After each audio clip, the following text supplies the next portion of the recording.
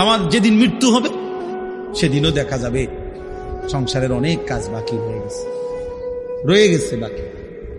হয় চেয়ারের ফায়া ভাঙ্গা, জানালার চিটকারি ভাঙ্গা, হ্যাঁ সোফাটার মধ্যে বার্নিশ করলে বালা ছিল, ফ্রিজের তলে দিয়া পানি ভরে, নুন নাই, তেল নাই, সাবান নাই, এই না?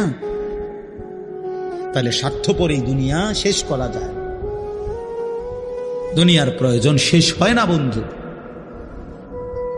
এই বিদেশ প্রবাসী, আহা কি পরিমাণ মায়া লাগে। 12 ঘন্টা ডিউটি করে আবার আরো 6 ঘন্টা আরেক কোম্পানির স্যার কি করে 18 ঘন্টা, কেউ কেউ আর থাকে 6 ঘন্টা। এই 6 ঘন্টার মধ্যে বিশ্রাম কখন? নিজের জামাগুলা নিজে ধোয়, নিজের রান্নাটা নিজে করে।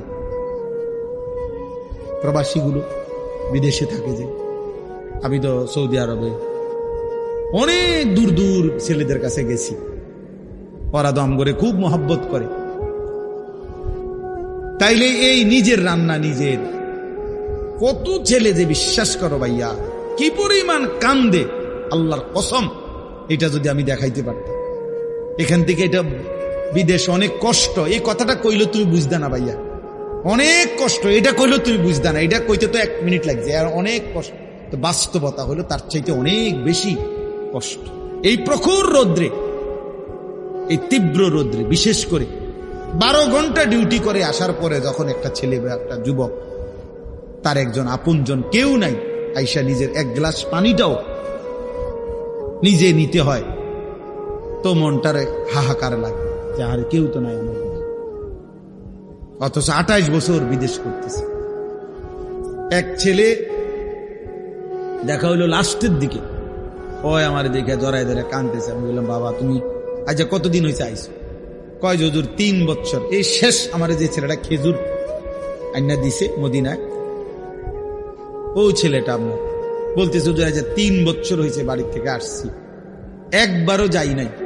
আমি যাইবা কখন? কয় হুজুর একটা আইডিয়া করছি যে ঋণগুলো করছি, আরো 3 বছর যদি বিদেশ করি তাহলে ঋণগুলো শেষ হবে, তো আশা আছে হুজুর এরপরে যাবো।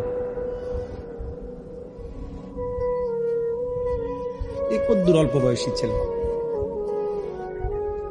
হ্যাঁ ভাইয়া, এই জন্য সে যাইয়া হয়তো অনেক দুঃখের কথা বলে না বাড়িতে, যে মা কানবো, বাপে কানবে, বা বউ বাচ্চারা কানবো।